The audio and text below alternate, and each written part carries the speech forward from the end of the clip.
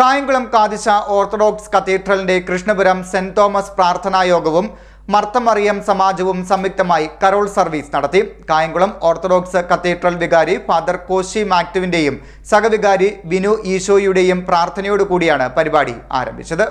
Kayamkulam Kadisha Orthodox കത്തീഡ്രലിന്റെ Krishnapuram Saint Thomas പ്രാർത്ഥനായോഗവും മർത്തമറിയം സമാജവും സംയുക്തമായി കരോൾ സർവീസ് നടത്തി.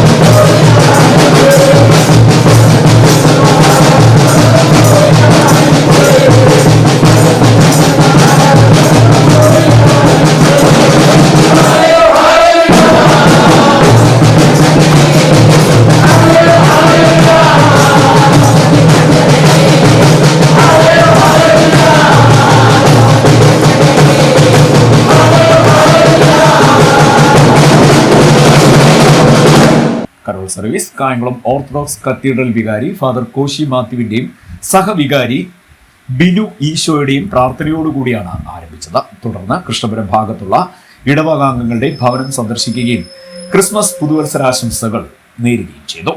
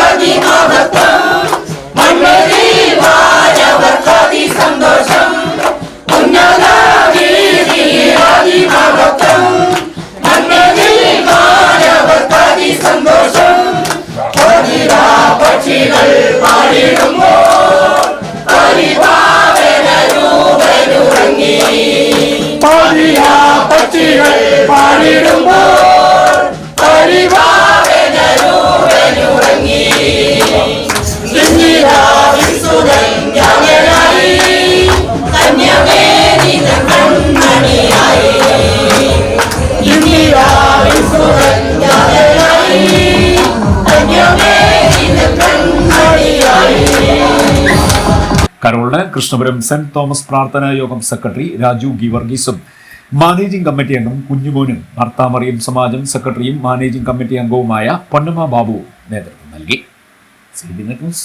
കായംകുളം.